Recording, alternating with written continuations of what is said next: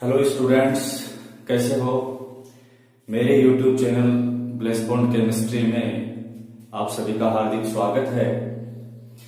हमने पिछले वीडियो में 12th क्लास केमिस्ट्री के chapter first the solid state के विषय में अध्ययन किया था। उस दौरान मैंने ये कहा था कि इसके कुछ इंटरनल जो क्वेश्चंस हैं उनको हम नेक्स्ट वीडियो में आंसर देंगे।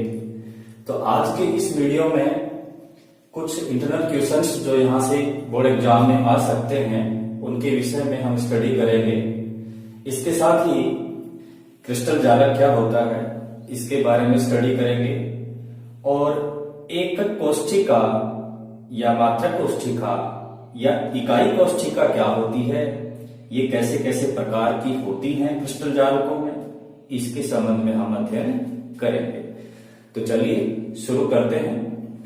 पहला जो क्वेश्चन है वो है, कांच को अतिशीतित द्रव्य क्यों कहा जाता है। कांच एक एमोर्फस सॉलिड है, अक्रिस्टलीय ठोस है, फिर भी इसको हम अतिशीतित द्रव्य क्यों कहते हैं। वो इसलिए कहते हैं कि स्टूडेंट्स, कांच के अंदर एक ऐसी प्रवृत्ति होती है कि वो बहुत ही मंद स्वभाव से, मंद गति से फ्लो होता है, प्रवाहित होता है। एक्चुअली ऐसा देखा गया है कि सैकड़ों साल पुरानी जो इमारतें हैं उनकी खिड़कियों में जो कांच लगे होते हैं उनके कांच अपेक्षाकृत नीचे से मोटे हो जाते हैं। वजह क्या होती है कि कांच के अंदर स्लोली बहने की प्रवृत्ति होती है। तो इसका आप आंसर देते समय एक लाइन में इस तरीके से कह सकते हैं कि कांच एक ऐसा अक्रिस्टलीय ठोस है जिसमें बहुत मंद गति से बहने का गुण पाया जाता है, अतः इसे हम अतिशीतित द्रव्य कह सकते हैं। नेक्स्ट क्वेश्चन की बात करें, एक ठोस का अपवर्तनांक सभी दिशाओं से एक समान प्रेक्षित होता है। कोई ठोस है, उसका भिन्न भिन्न दिशाओं से यदि हम अपवर्तनांक का आकलन करें तो रिजल्ट एक जैसा ही आता है। इस ठोस की प्रकृति एवं विदलन के गुण को समझाइए। तो मैंने आपको पिछले वीडियो में बताया था समदैशिक व विषमदैशिक ठोसों के बारे में। यहां पर आपको क्वेश्चंस में साफ साफ पता चल रहा होगा कि एक समान प्रेक्षित होता है, मतलब क्या हुआ कि समदैशिक ठोस हो गया ये। लेकिन यहां पूछा ये गया है कि समदैशिक ठोस जो हो रहा है इसकी प्रकृति क्या होगी। कौन से ठोस होते हैं जो समदैशिक होते हैं। तो मैंने वीडियो में बताया था कि अक्रिस्टलीय ठोस तो होते हैं समदैशिक और क्रिस्टलीय ठोस होते हैं विषमदैशिक। तो आंसर क्या होगा, इस ठोस की प्रकृति अक्रिस्टलीय हो जाएगी। और अक्रिस्टलीय ठोस में विदलन का गुण होता है या नहीं। विदलन का गुण इनमें नहीं होता। क्यों नहीं होता, क्योंकि ये नियमित सतहों में नहीं टूटते हैं, जबकि क्रिस्टलीय जो होते हैं वो नियमित सतहों में टूटते हैं। तो क्रिस्टलीय में विदलन का गुण पाया जाता है लेकिन अक्रिस्टलीय में विदलन का गुण नहीं होता है। थर्ड जो क्वेश्चन है, एक तो बार बोर्ड एग्जाम में ये क्वेश्चन पुटअप हो चुका है, ऐसा क्वेश्चन आ सकता है, इंपॉर्टेंट है। निम्नलिखित ठोसों को उनके विभिन्न संवर्गों में बांटिए। इसमें आपको कुछ एग्जाम्पल्स दिए हुए हैं ठोसों के। तो हमें क्या करना है, इन सारे ठोसों को अलग अलग कैटेगरीज में डिवाइड करना है। टेफ्लॉन है, बेंजोइक अम्ल है, पोटेशियम नाइट्रेट है, सेलोफॉन है, सेलोफेन सेलुलोज से ही बनता है, फाइबर होता है, पीवीसी पॉलीवाइरिल क्लोराइड प्लास्टिक है, एनेस्थेरिक अमोनिया है, यूरिया है। मैंने एनेस्थेरिक को 2 बार लिख दिया है, एनेस्थेरिक को 2 बार लिख दिया है। यूरिया है, कांच, कॉपर, जिंक, पीतल, मिश्रातु, एलॉयज है। जितने भी जो मिश्रातु होती हैं वो सारी की सारी धात्विक क्रिस्टलीय ठोसों में आएंगी। नैफ्थलीन है, benzene, tin, ZnS zinc sulphide, graphite, silicon carbide, HCl, argon, carbon dioxide, hydrogen sulphide, nitrogen, BN, boron nitride, rubber, quartz, marble, संगमरमर बोल सकते हैं, और चूना पत्थर लाइमस्टोन। ये कुछ ऐसे एग्जाम्पल्स हैं, इनको हमें अलग अलग कैटेगरीज में डिवाइड करना है। तो मैं यहां पर सारी कैटेगरीज एक साथ लिख लेता हूं। सबसे पहली कैटेगरी में हम लिखेंगे क्रिस्टलीय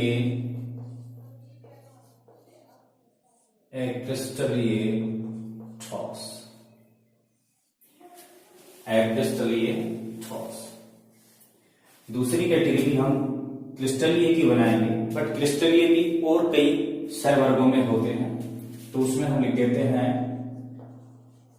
अध्रुवीय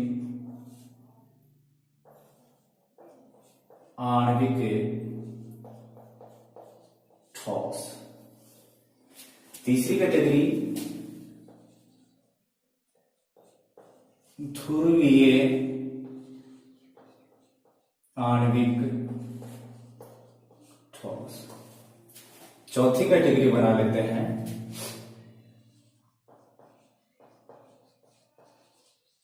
आयनिक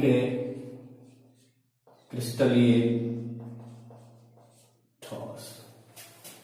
अगली कैटेगरी बना लेते हैं, यहां हाइड्रोजन बॉन्ड बना लेते हैं, H बॉन्डेड आणविक ठोस, और इधर लिख देते हैं आयनिक क्रिस्टलीय ठोस। यहां पर लिख देते हैं धात्विक क्रिस्टलीय ठोस, और यहां लिख देते हैं सहसंयोजी क्रिस्टलीय ठोस। तो ये इतनी सारी कैटेगरीज हमारे पास ठोसों की है। अब बारी बारी से इनको इनमें रखते जाएंगे। सबसे पहले बात कर लेते हैं टेफ्लॉन की। टेफ्लॉन टेट्राफ्लोरोएथीन का एक बहुलक है। टेफ्लॉन टेट्राफ्लोरोएथीन का एक बहुलक है, बट ये द्विविमीय बहुलक है। द्विविमीय बहुलक एक्रिस्टलीय की कैटेगरी में आएंगे, तो यहां लिख देंगे टेफ्लॉन। बेंजोइक अम्ल बेंजीन रिंग से कार्बोक्सिलिक ग्रुप के जुड़ने से ऐसे बनता है, ऐसे। यहां पर इसमें ध्रुवीय ध्रुवण होता है, oxygen hydroxide negative, hydrogen hydroxide positive. तो ये बेंजोइक अम्ल का एक अणु हो गया। ऐसे ही बेंजोइक अम्ल का जो दूसरा अणु होगा, बेंजोइक अम्ल का जो कोई दूसरा अणु होगा, उसमें इस तरीके से यहां नेगेटिव यहां पॉजिटिव, तो यहां पर इसमें हाइड्रोजन बॉन्डिंग हो जाएगी। तो बेंजोइक अम्ल के दो अणुओं में जैसे बीच में हाइड्रोजन बॉन्डिंग होती है, ऐसे बहुत सारे अणु आपस में जब जुड़कर ठोस की संरचना बनाएंगे क्रिस्टलीय फॉर्म में, तो उनके बीच में हाइड्रोजन बॉन्डिंग होगी। तो हम बेंजोइक अम्ल को लिख देंगे H बॉन्डेड में बेंजोइक अम्ल। ये बेंजोइक अम्ल की डिग्री आ गई। इसके बाद बात कर लेते हैं KNO3। KNO3 के अंदर हम देखते हैं कि पोटेशियम धनमूलक है और नाइट्रेट NO3 माइनस नाइट्रेट ऋणमूलक है। तो विपरीत आवेशित मूलकों से जो यौगिक बनेंगे वो आयनिक ठोस होंगे और वो आयनिक क्रिस्टल की कैटेगरी में आएंगे। तो यहां पर KNO3 लिख देंगे। सेलोफेन सेल्यूलोज से बनता है और ये एक पारदर्शी शीट होती है जो पादपों से प्राप्त सेल्यूलोज से बनाई जाती है। द्विविमीय बहुलक होता है, एक्रिस्टलीय की कैटेगरी में आएगा सेलोफेन।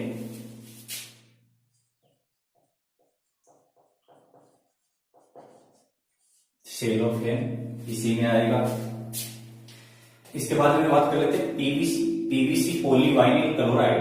वाइनिल क्लोराइड इस प्रकार का कंपाउंड होता है वाइनिल क्लोराइड।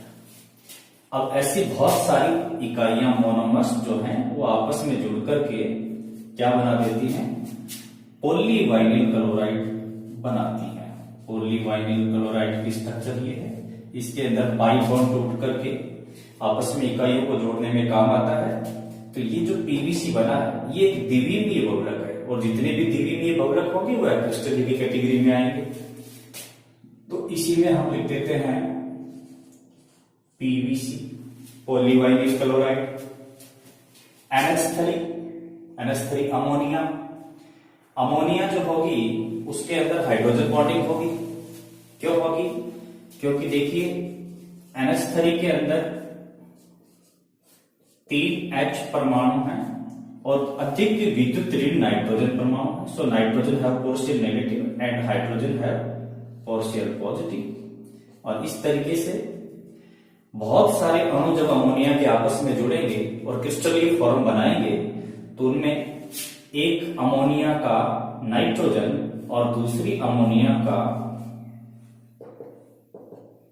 हाइड्रोजन, ये एक अणु NH3 का, ये दूसरा अणु NH3 का, ये पोर्शियल पॉजिटिव है, ये पोर्शियल नेगेटिव। और इस तरीके से यहां पर इनके बीच में कौन सी बॉन्डिंग होगी, हाइड्रोजन बॉन्डिंग होगी। तो NH3 भी आएगी हाइड्रोजन बॉन्ड वाले में, NH3। यूरिया भी इसी कैटेगरी में आएगा, क्योंकि यूरिया के अंदर अधिक विद्युत ऋणी ऑक्सीजन परमाणु है। वैसे तो नाइट्रोजन भी है, बट हाइड्रोजन बॉन्ड बनाने में यूरिया में ऑक्सीजन भाग लेगा। यूरिया का फॉर्मूला क्या है, NH2C double bond O NH2, ये यूरिया हो गया, यूरिया का एक अणु। ऐसे ही यूरिया का ये दूसरा अणु।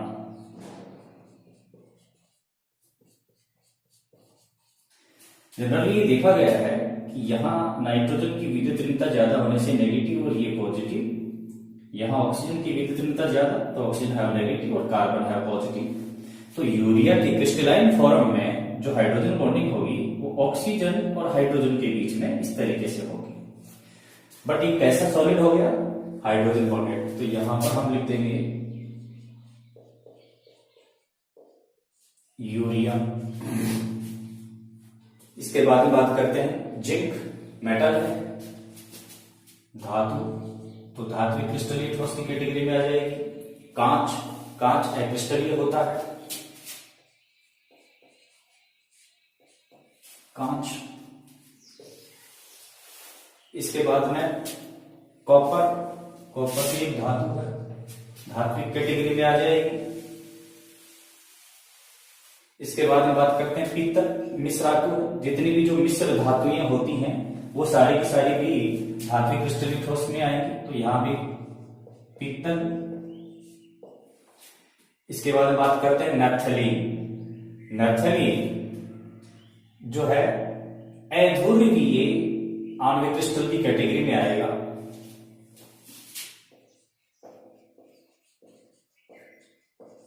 नैप्थलीन अध्रुवीय आणविक ठोस की कैटेगरी में आएगा। बेंजीन भी उसी कैटेगरी में आएगा, क्योंकि ये हाइड्रोकार्बन है, ये दोनों के दोनों हाइड्रोकार्बन है।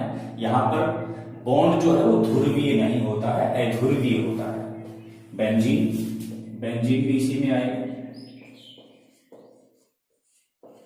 बेंजीन, टिन धातु होती है, टिन इस कैटेगरी में आ गया। ZnS धनमूलक, ऋणमूलक, सल्फाइड मूलक और जिंक केटायन, तो ये आयनिक में आएगा। ZnS ग्रेफाइट कार्बन का एक अपर रूप है, सहसंयोजी क्रिस्टलीय ठोस में आएगा ग्रेफाइट। इसके बाद में सिलिकॉन कार्बाइड, ये भी इसी में आएगा। सिलिकॉन कार्बाइड में क्या होता है, सिलिकॉन कार्बन से एक कार्बन 4 सिलिकॉन से जुड़ा रहता है। एक कार्बन 4 सिलिकॉन से जुड़ा रहता है और एक सिलिकॉन भी 4 कार्बन से जुड़ा रहता है। ऐसे एक त्रिविमीय क्रिस्टल प्राप्त होता है। तो सेसियोजी बॉन्डिंग से सारे जुड़े रहते हैं, इसलिए सिलिकॉन कार्बाइड जो है वो भी एक सेसियोजी क्रिस्टलीठोस की कैटेगरी में होगा। HCl सॉलिड फॉर्म में HCl ध्रुवीय आणविक ठोस की कैटेगरी में आएगा। क्यों आएगा? क्योंकि HCl के अंदर क्लोरीन है पोर्शन नेगेटिव एंड हाइड्रोजन है पोर्शन पॉजिटिव, तो यहां पर ध्रुवण हो रहा है, यह आ जाएगा ध्रुवीय आणविक ठोस की कैटेगरी में।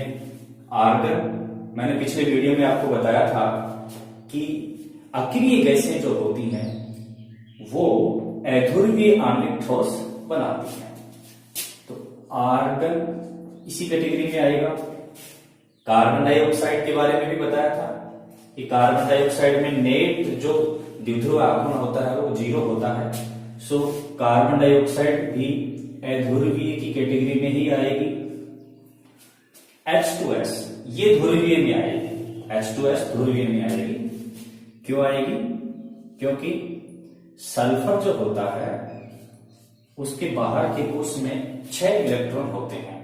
इनमें से देखिए 2 ने तो यहां बॉन्डिंग कर ली, 2 ने बॉन्डिंग कर ली, और जो 2 बचे हुए हैं वो 2 इलेक्ट्रॉन जो है वो 2 Lp के रूप में प्रेजेंट रहेंगे। इस तरीके से ये 6 इलेक्ट्रॉन होते हैं। तो इसका जो नेट द्विध्रुव आघूर्ण निकालेंगे आप, तो इसका ये देखिए, ये इधर आएगा, ये इधर आएगा, और इस तरीके से इसकी डायरेक्शन, नेट जो डायरेक्शन है वो ऊपर की ओर जाएगी। तो ये ध्रुवीय आणविक ठोस की कैटेगरी में आएगा H2S।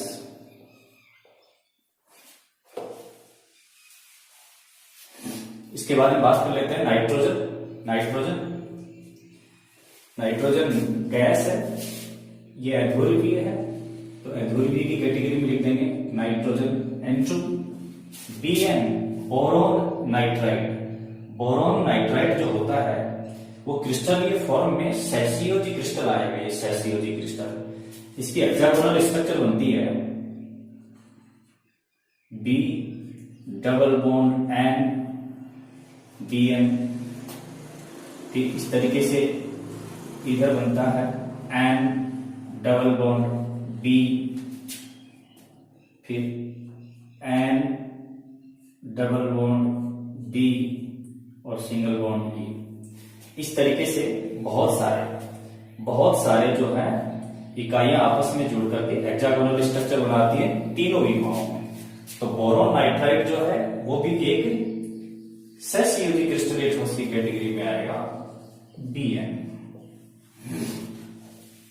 इसके बाद में बात करते हैं रबर तो एक्रिस्टलीय होता ही है, रबर एक्रिस्टलीय। क्वार्ट्ज सिलिकॉन डाइऑक्साइड से बनता है क्वार्ट्ज। सिलिकेट्स इकाइयां होती हैं SiO4 ये सिलिकेट्स इकाइयां होती हैं। हालांकि ये इकाइयां सिलिका को गर्म करने से बनती है। सिलिका, इसे गर्म करने पर ये वाली इकाइयां प्राप्त होती हैं और ये इकाइयां क्वार्ट्ज में रिप्रेजेंट होती हैं, और ये चतुष्फलकीय फॉर्म में होती हैं, त्रिविमीय। इसलिए क्वार्ट्ज जो है वो सेसियोजी की कैटेगरी में आएगा, सेसियोजी क्रिस्टलीठोस। मार्बल भी सेसियोजी क्रिस्टलीठोस की कैटेगरी में आएगा, सॉरी मार्बल आयनिक क्रिस्टलीठोस की कैटेगरी में आएगा।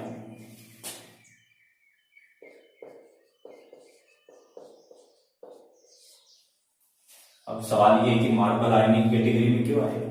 देखिए इधर एक और लिखा हुआ है, चूना पत्थर, लाइमस्टोन, कैल्शियम कार्बोनेट। मार्बल भी एक प्रकार का कार्बोनेट पत्थर ही होता है, लेकिन इसके अंदर जो पार्टिकल्स हैं आयन, वो निश्चित ज्योमेट्री में होते हैं, क्योंकि एक विशेष प्रकार का पत्थर होता है जैसे संगमरमर। तो ये पत्थर पृथ्वी की आंतरिक गर्मी और दाब के कारण से इस तरीके से अपनी क्रिस्टलाइन फॉर्म में स्टेबल है कि इसके पार्टिकल्स निश्चित ज्यामिति में होते हैं। तो मार्बल जो है आयनिक क्रिस्टल हो गया। चूना पत्थर यह क्रिस्टलीय कैटेगरी में आएगा।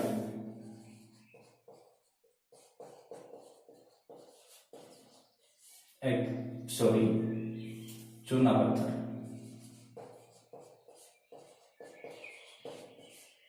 चूना पत्थर। इस तरीके से हमने देखा कि जितने भी जो हमारे पास ये एग्जाम्पल्स थे, इन सारे सॉलिड्स को हमने क्रिस्टलीय, एक्रिस्टलीय की जो बहुत सारी क्लास हैं उनमें हमने डिवाइड कर लिया है। अब इसके बाद में हम बात करते हैं नेक्स्ट जो टॉपिक है उसके विषय में, और वो है क्रिस्टल जालक क्या होता है। क्रिस्टल जालक क्या होता है?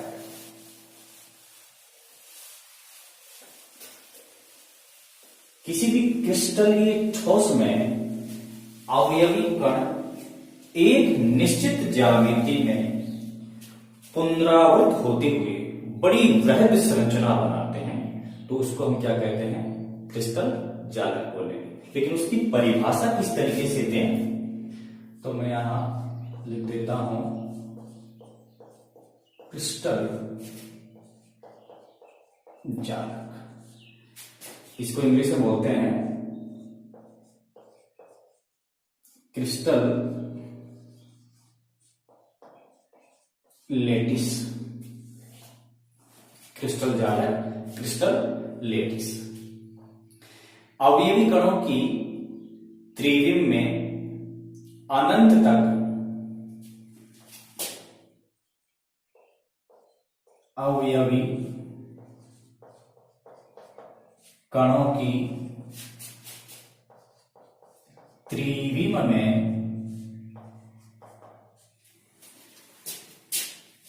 अनंत तक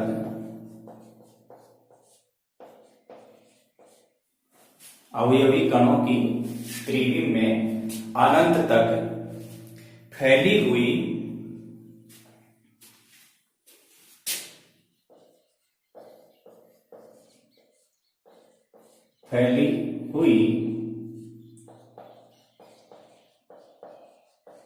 नियमित व्यवस्था को ही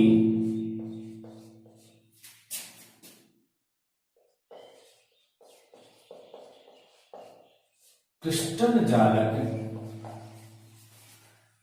कहते हैं।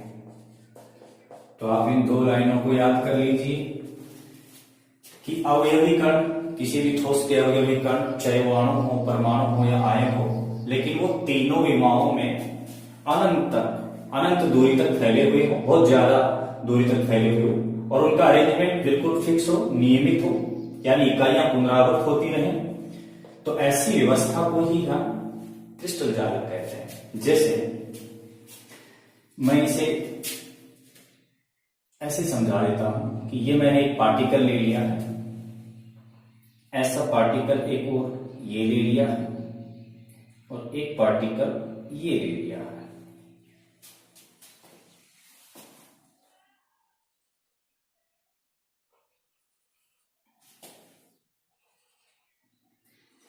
इन अवयवी कणों को मैं नियमित रूप से चिन्हित करते जा रहा हूं। अब इन सारे अवयवी कणों को मिला देते हैं।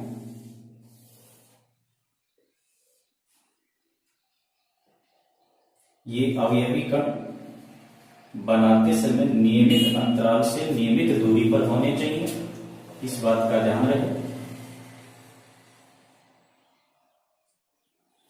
अब और एक अरेंजमेंट और करते हैं इस तरीके से।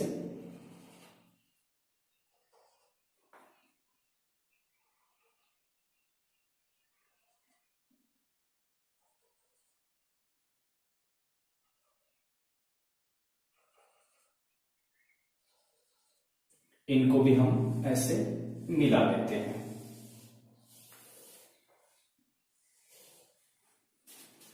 एक अरेंजमेंट और भी कर लेते हैं अवयवी कणों का। ये तीसरा अरेंजमेंट मैंने किया।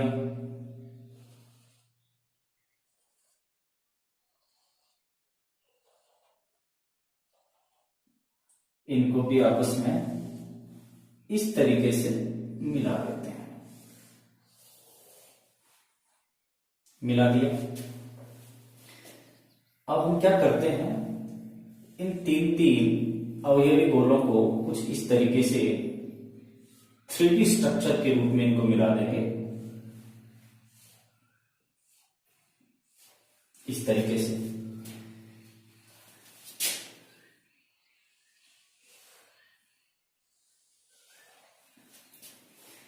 अब आपको देखने पर ऐसे दिखाई दे रहा होगा, ऐसे लग रहा है मानो कि बहुत सारे जो बॉक्सेज हैं, डब्बे जो हैं, उनको ऊपर नीचे रख करके इस तरीके से सेट कर दिया गया हो। तो यदि किसी क्रिस्टलीय ठोस में पार्टिकल्स तीनों विमाओं में निश्चित डिस्टेंस के बाद में अरेंज होकर के एक विस्तार फैली हुई संरचना बनाते हैं, तो ये ऐसी जो संरचना आती है, इसी को हम क्रिस्टल जालक कहते हैं। डेफिनेशन के रूप में आप ये लाइनें याद कर लीजिए। अब क्रिस्टल जालक जो होता है, उसके अंदर कुछ सामान्य प्रॉपर्टीज क्या होती हैं, तो हम नेक्स्ट बिंदु की बात करेंगे। क्रिस्टल जालक के सामान्य गुण। क्रिस्टल जालक के सामान्य गुण क्या है, जनरल प्रॉपर्टीज क्या है।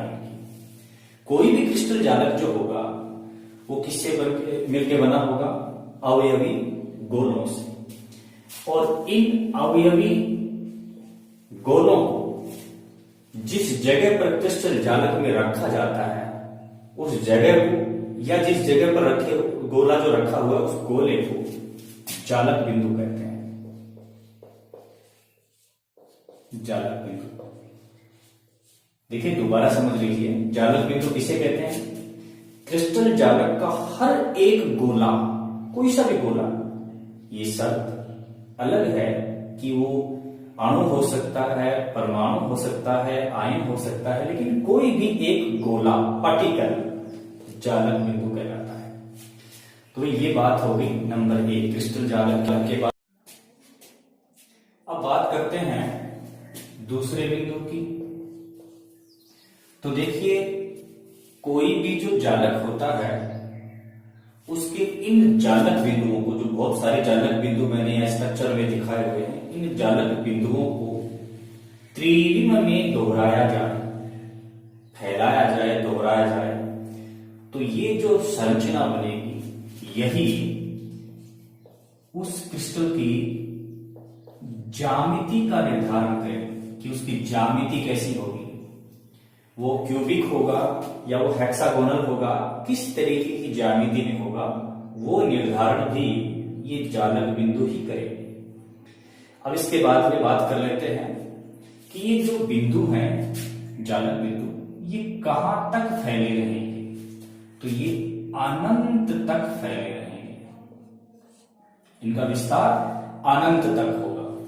तो इस तरीके से कोई भी जो क्रिस्टल जालक होगा, वो जालक बिंदुओं से मिलकर बना हुआ होगा।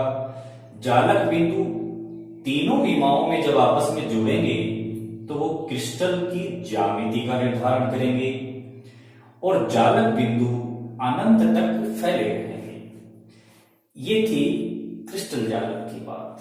अब इसके बाद में बात करते हैं कि कोई भी जो एक क्रिस्टल जालक होता है, उस क्रिस्टल जालक में एक छोटे से छोटा जो बॉक्स होता है, छोटे से छोटा जो बॉक्स होता है, डब्बा बॉक्स जो होता है, उसको हम बोलते हैं एकक कोष्ठिका। जैसे मैं इस बॉक्स की बात कर लेता हूं, एक डब्बे को हम क्या बोलेंगे? एकक कोष्ठिका, या यूं कहें मात्रक कोष्ठिका।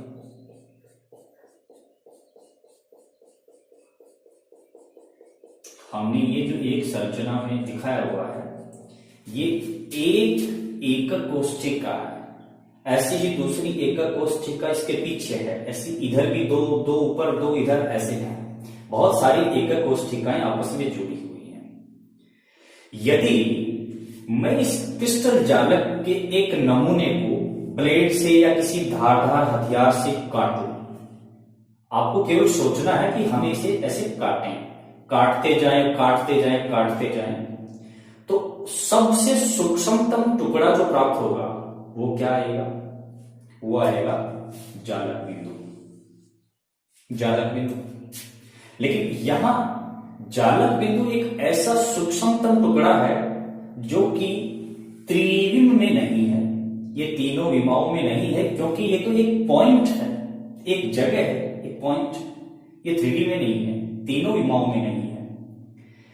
तो ऐसा कोई छोटे से छोटा नमूना निकाला जाए जो कि तीनों विमाओं में भी हो, तो वो यही आएगा, ये बॉक्स। इसी बॉक्स को हम कहते हैं एकक कोष्ठिका या मात्रक कोष्ठिका। तो मात्रक कोष्ठिका की परिभाषा क्या हो जाएगी?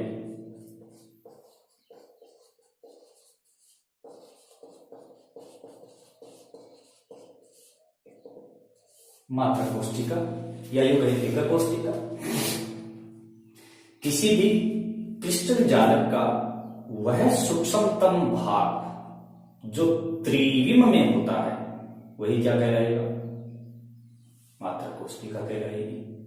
किसी भी क्रिस्टल जालक का वह सूक्ष्मतम भाग जो त्रिविम में होता है, मात्रक कोष्ठिका या एकक कोष्ठिका या इकाई कोष्ठिका, यूनिट सेल कहलाती है। अब इसके बाद में बात करते हैं कि जैसे क्रिस्टल जालक जो था उसके अंदर हमें इन चार सारी चीजों की जनरल जानकारी मिल रही थी। एक मात्रक कोष्ठिका की पहचान कैसे होगी? तो एक मात्रक कोष्ठिका की पहचान उसके पैरामीटर्स से होती है। मात्रक कोष्ठिका की पहचान उसके पैरामीटर्स से होती है।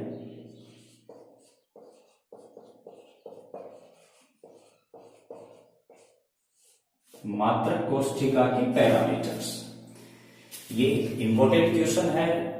कई बार छोटा क्वेश्चन 1 नंबर का बोर्ड एग्जाम में पूछ लेते हैं कि मात्रक कोष्ठिका के पैरामीटर्स लिखिए। तो किसी भी मात्रक कोष्ठिका के, चाहे वो किसी भी जालक की हो, जालक उसका कैसा भी रहा हो, उसकी ज्योमेट्री कैसी भी हो, उस कोष्ठिका के पैरामीटर्स की यदि बात करेंगे तो वो 2 प्रकार के होंगे। कौन कौन से होंगे? 2 प्रकार के। एक को हम कहते हैं अक्षीय दूरियां। अक्षीय दूरियां, अक्षीय दूरियां किसको बोलेंगे? जैसे मैं एक मात्रक कोष्ठिका का इधर है ड्राइंग बना लेता हूं।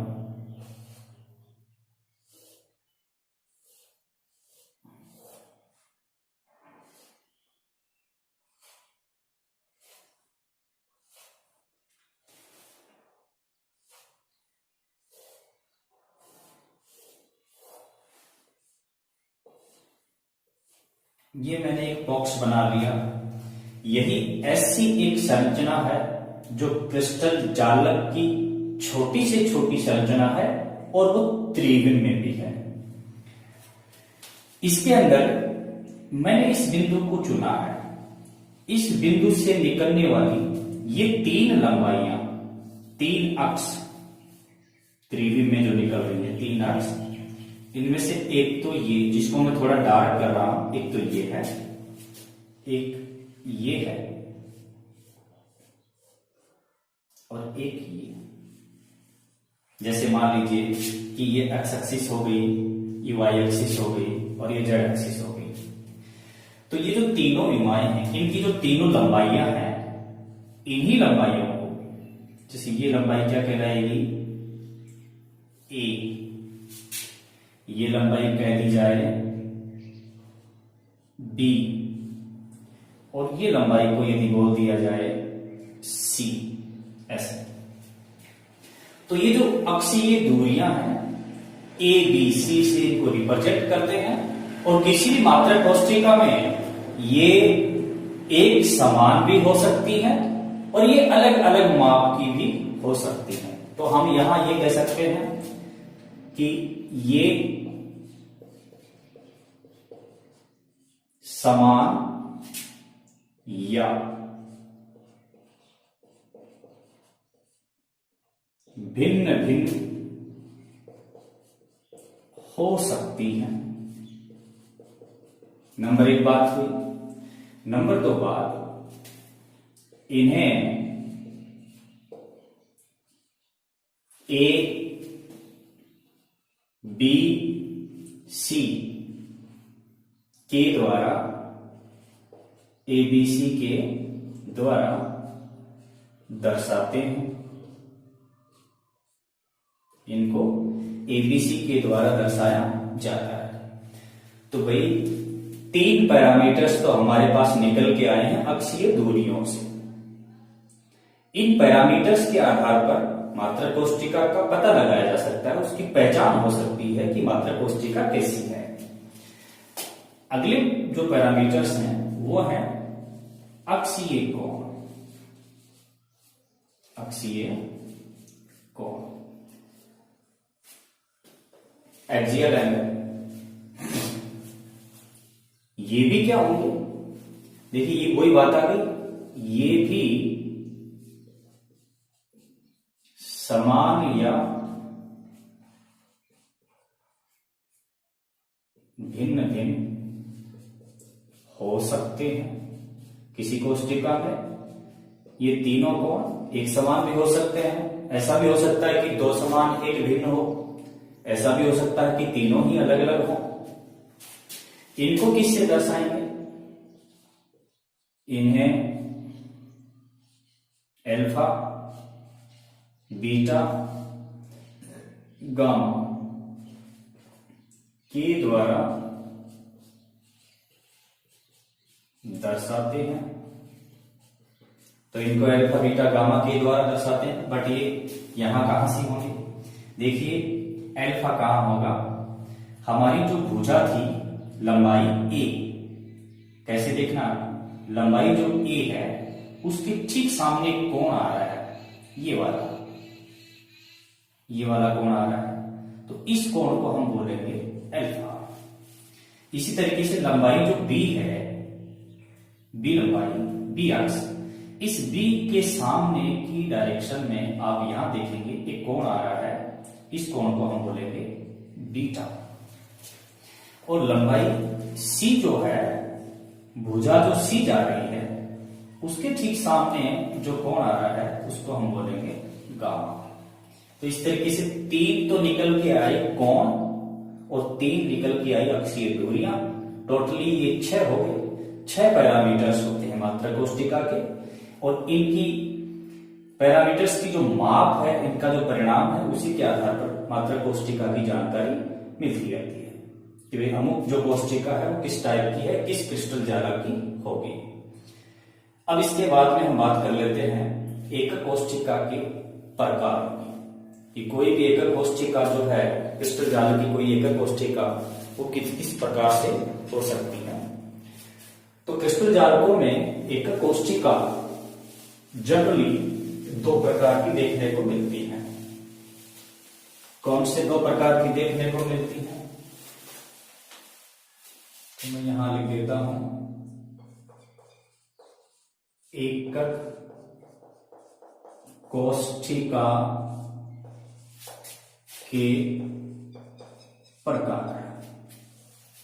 2 प्रकार की देखने को जो मिलती हैं, उनमें से एक कोष्ठिका तो ऐसी होती है जो हर एक क्रिस्टल तंत्र में मिलती ही मिलती है, उसको हम बोलते हैं सरल या आधे सरल या आधे एकक कोष्ठिका। सरल या आधे एकक कोष्ठिका। ऐसी कोष्ठिका में, कोष्ठिका मतलब वो डब्बा, बॉक्स, तो इस कोष्ठिका में क्या होता है, इसमें जो अवयवी गोले होते हैं वो केवल और केवल कोनों पर ही होते हैं और कहीं नहीं होते। इस प्रकार की कोष्ठिका में अवयवी गोले कोष्ठिका के कोनों पर ही होते हैं और कहीं नहीं होते हैं। ऐसी साधारण सी एकक कोष्ठिका, जिसमें यहां पर ये देखिए आप, ये मैंने एक घनी एकक कोष्ठिका बनाई, तो घन के अंदर जो 8 कोने होते हैं, उन 8 कोनों के ऊपर ही गोले हैं और कहीं पे गोले नहीं है। ऐसी यदि एकक कोष्ठिका कोई होती है तो उसको हम सरल या आद्य एकक कोष्ठिका कहते हैं। अब इसके बाद में बात कर लेते हैं दूसरी कैटेगरी की। दूसरी जो कैटेगरी है उसको हम बोलते हैं केंद्रित एकक कोष्ठिका। केंद्रित एकक कोष्ठिका, केंद्रित नाम से पता लग रहा है कि इनमें कहीं न कहीं कोई एक गोला ऐसा और हो सकता है, एक या एक से ज्यादा भी हो सकते हैं, जो सेंटर में होंगे। किसके सेंटर में होंगे? वो कोष्ठिका के सेंटर में भी हो सकते हैं, वो किसी फलक के सेंटर में भी हो सकते हैं। तो जो केंद्रित एकक कोष्ठिका है वो 3 प्रकार की हो सकती है। सेंटर में ये गोले जो हैं इनका अरेंजमेंट 3 तरीके से हो सकता है। कैसे कैसे हो सकता है? एक तो मान लीजिए इस तरीके की कोई कोष्ठिका हो जिसमें पूरे बॉक्स के बीचों बीच कोई एक सेंटर है और वहां पर गोला है। आप इस तरीके से इमेजिन कीजिए कि ये हमारा एक कमरा है जिसमें हम बैठे हैं और उस कमरे के बीच में ना छत की तरफ ना फर्श की तरफ, बीचों बीच एक गोला है। और इस तरीके का गोला यदि किसी कोष्ठिका में हो तो वो कौन सी कैटेगरी में आएगी? वो आएगी अंतः केंद्रित या काय केंद्रित कोष्ठिका। अब भाई इसकी पहचान क्या है? तो अंतः केंद्रित या काय केंद्रित कोष्ठिका में अवयवी गोले जो हैं वो कोनों पर उपस्थित होने के साथ साथ कोष्ठिका के केंद्र पर भी उपस्थित होते हैं। कोष्ठिका का केंद्र बोलेंगे। इसकी यदि हम संरचना बनाएं तो हम सेंटर के इस गोले को 8 कोनों से मिला देंगे। इस तरीके से 8 जो कोने हैं उनसे मिला देंगे तो कुछ इस तरीके की स्ट्रक्चर प्राप्त होगी। ये जो संरचना बनी ये अंतः केंद्रित या काय केंद्रित एकक कोष्ठिका हो गई। अब दूसरे नंबर पर बात करते हैं अंत्य केंद्रित एकक कोष्ठिका की। अंत्य केंद्रित एकक कोष्ठिका की बात करते हैं। अंत्य केंद्रित में क्या होता है कि अवयवी गोले कोष्ठिका के कोनों पर तो होते ही होते हैं। अवयवी गोले कोष्ठिका के कोनों पर तो होते ही होते हैं, लेकिन साथ साथ कोई 2 फलक आमने सामने के, कोई 2 फलक, उन फलकों के केंद्र पर भी गोले होते हैं।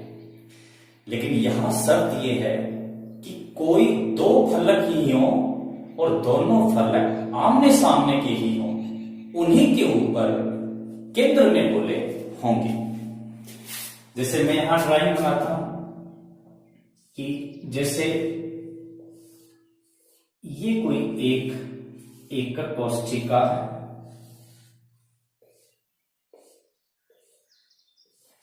इसमें ये 8 कोनों पे तो गोले हैं ही हैं। कोई 2 फलक चूज कर लीजिए। जैसे मैं एक ये ऊपर वाला ले लेता हूं, छत, बॉक्स का ऊपर वाला हिस्सा छत या रूम का ऊपर वाला हिस्सा छत हो गया। तो इस छत के सेंटर पर यहां गोला है। छत जो है कमरे की छत वो एक फलक हो गई। उसके ठीक सामने का फलक कौन होगा? कमरे का फर्श। तो फर्श नीचे वाला, इसके सेंटर में भी एक गोला है। अब इस फलक के गोले का स्पर्श, सेंटर वाला जो गोला है इसका स्पर्श फलक के 4 गोलों से रहेगा। इस केंद्र के गोले का संपर्क या स्पर्श इस फलक के 4 गोलों से रहेगा। तो इस तरीके से हम देखेंगे कि ये संरचना बन जाएगी।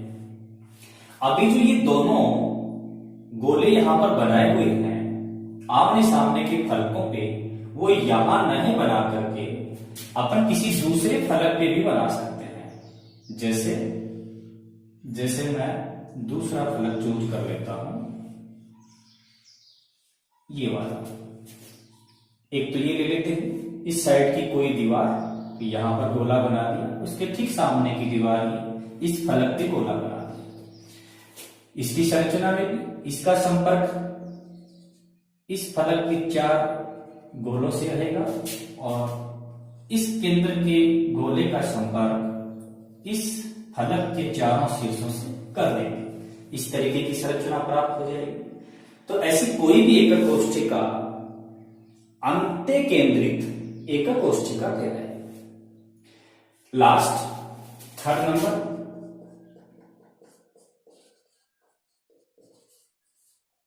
फलक केंद्रित एकक कोष्ठिका। फलक केंद्रित, फलक पृष्ठ किसी घन या घनाभ की एक पृष्ठ फलक कहलाएगी। वैसे घन घनाभ में 6 फलक होते हैं, तो जाहिर सी बात है कि ऐसी एकक कोष्ठिका में कोष्ठिका के हर एक फलक के सेंटर में एक एक्स्ट्रा गोला होगा। तो इसकी डेफिनेशन क्या होगी? ऐसी एकक कोष्ठिका जिसमें अवयवी गोले कोनों के साथ साथ प्रत्येक फलक के केंद्र पर भी होते हैं, वो कहलाएगी फलक केंद्रित एकक कोष्ठिका। इसकी संरचना में देखिए, जैसे मैंने ये एक घन बनाया हुआ है और इस घन के प्रत्येक फलक के सेंटर में आपको गोला दिखाना है। यहां पर इस फलक में ये दिखाया, इसमें ये दिखाया, 4 गोले तो दिखा दिए हैं। बच गए एक बैक साइड का जो पृष्ठ है फलक, उसके सेंटर का गोला, और एक फ्रंट साइड जो है उसका बच रहा है। बैक साइड का ये वाला है मान लीजिए, तो इसका सेंटर आएगा लगभग यहां पे, और फ्रंट साइड जो है वो ये वाला है, इसका सेंटर आएगा लगभग यहां पे। इनको भी मिला देना है, इनको इनके 4 गोलों से मिलाना है। जैसे ये फ्रंट साइड को मैं ऐसे मिलाऊंगा, ये बैक साइड का जो पृष्ठ था, पीछे की जो दीवार थी उसका सेंटर है, तो पीछे की दीवार के 4 गोले कौन से हैं? 1 2 3 और ये 4, ये 4, इन चारों से मिलाना है इसको।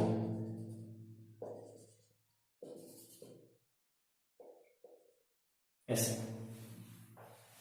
और इस तरीके की जो एकक कोष्ठिका बनेगी वो फलक केंद्रित एकक कोष्ठिका की श्रेणी में आएगी। और इस तरीके से हमने देखा कि एकक कोष्ठिका टोटल मिलाकर के 4 प्रकार की हो गई, सरल या अति, अंतर केंद्रित या कार्य केंद्रित, अंत्य केंद्रित और फलक केंद्रित। इस तरीके से आज के लिए इतना ही।